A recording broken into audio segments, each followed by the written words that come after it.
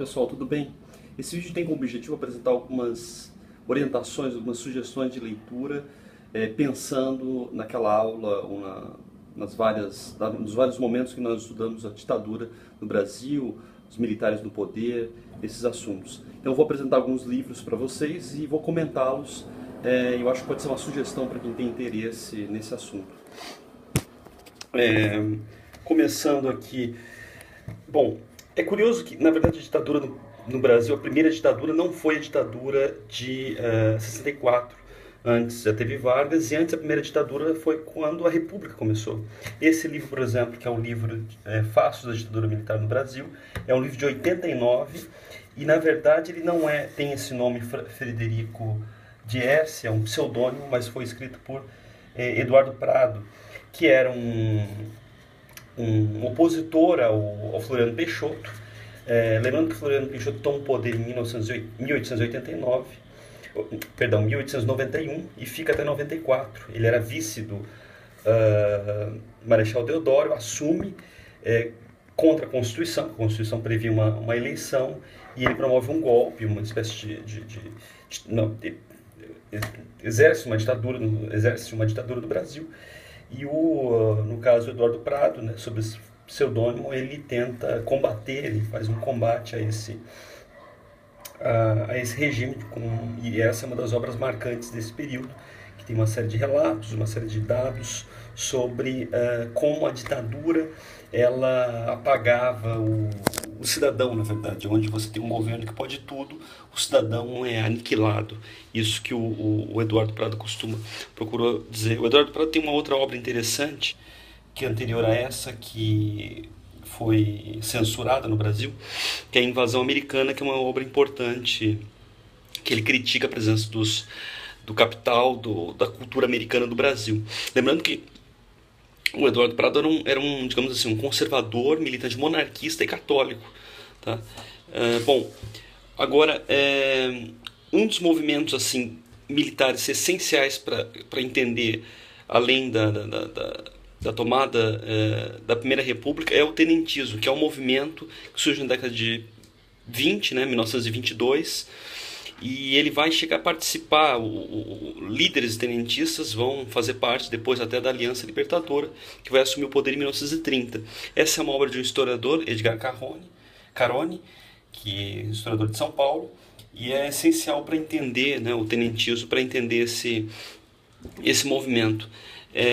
Eu digo isso porque depois, lá na frente, eu vou falar de uma das obras que defendem o regime militar de 64, e os militares tendem a recorrer à importância do tenentismo, né? Como o tenentismo foi uma tentativa de aproximar o povo, os militares do povo, porque essa questão da entrada dos militares no poder tem a ver também com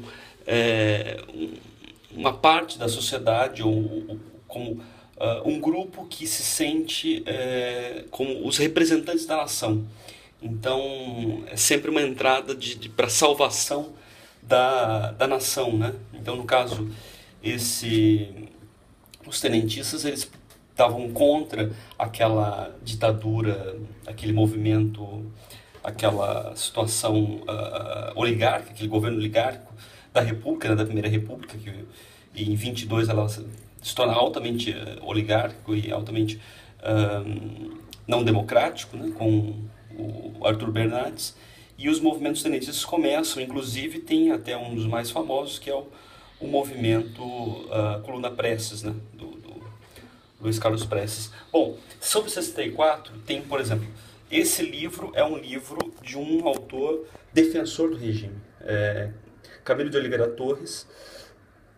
Tem um livro, Razão e Destino da Revolução. No caso, Revolução já representa uma disputa quanto a denominação de 64, porque revolução é para aqueles que são a favor do movimento e mostram que, na verdade, o que se fez, o que os militares acabaram fazendo em 64, foi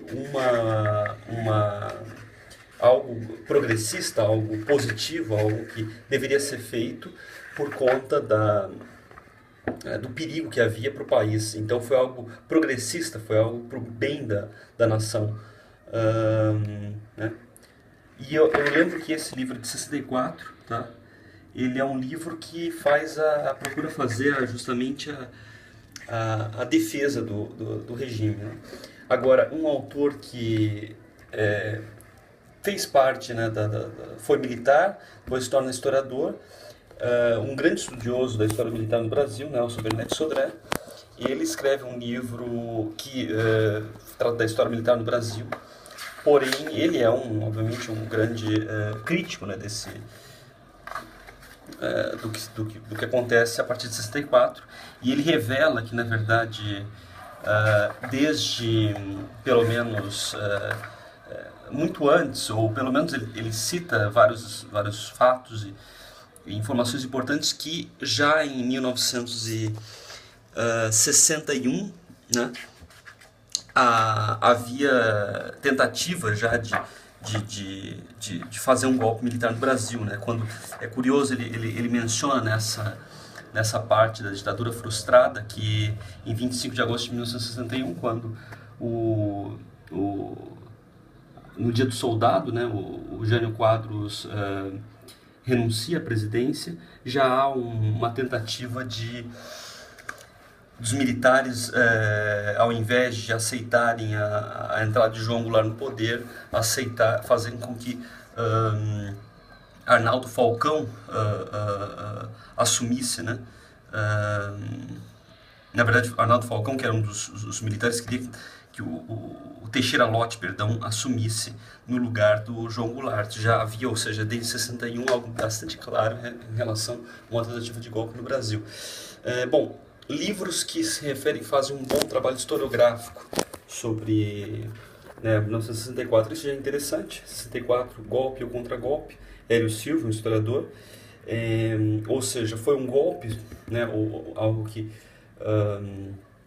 contrariou a Constituição vigente, ou na verdade foi um contragolpe, evitar um golpe da esquerda que queria uma ditadura do proletariado no Brasil, uma ditadura sindicalista, um modelo cubano no Brasil.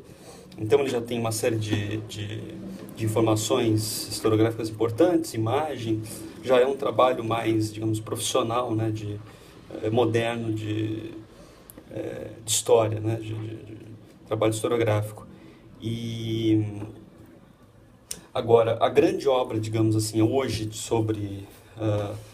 de informação sobre o golpe, todo o regime militar, é do Hélio Gaspari, né, colunista dos jornais O Globo, Folha de São Paulo.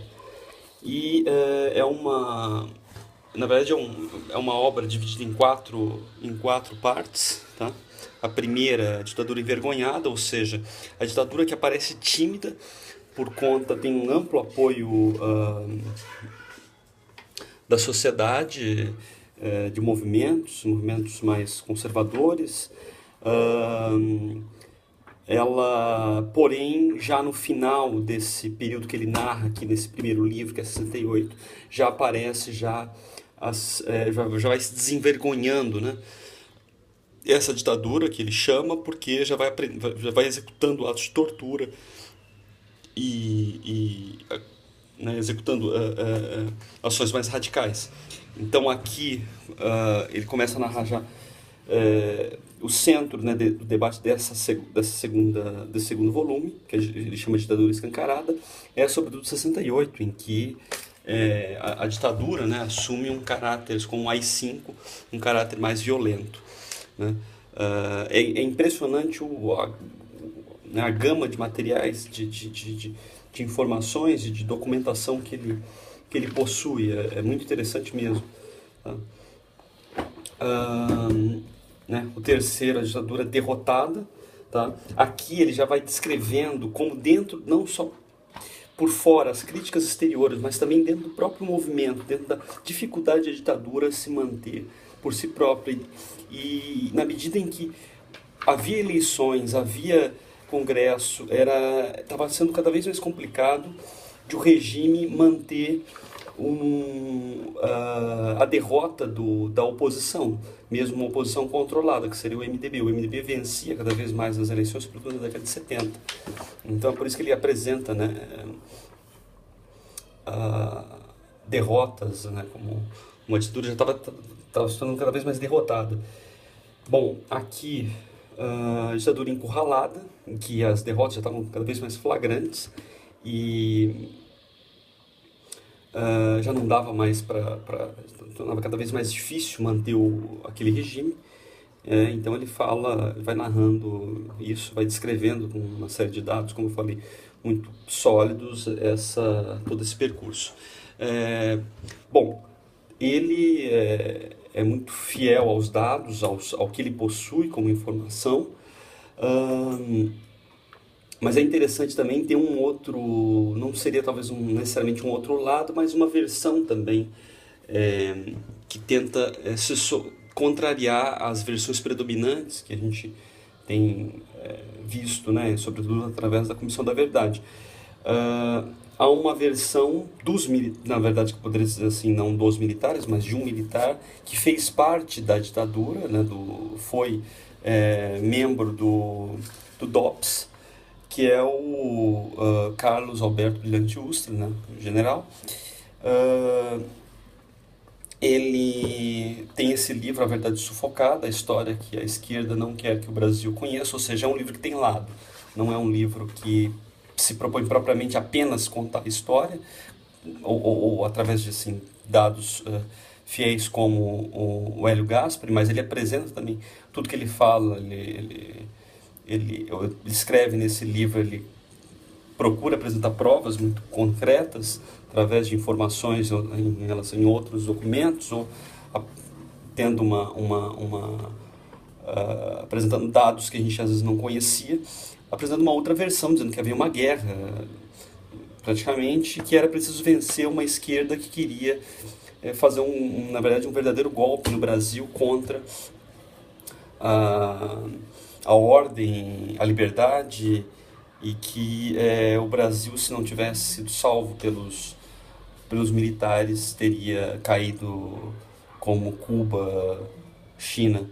Então é interessante, até como eu falei do tenentismo anteriormente, ele na verdade faz uma minha epígrafe aqui, recorrendo a Siqueira Campos, que era um líder tenentista, né? É curioso, porque o tenentismo foi um movimento bastante progressista, de junção, de procura, né, de mostrar uma relação próxima com o povo, e o que o Ustra tenta apresentar aqui é justamente isso, que na verdade a ditadura não foi um movimento contra a população, ao contrário, ela vem de uma herança, de uma tradição em que os militares procuram justamente entender o que a população quer.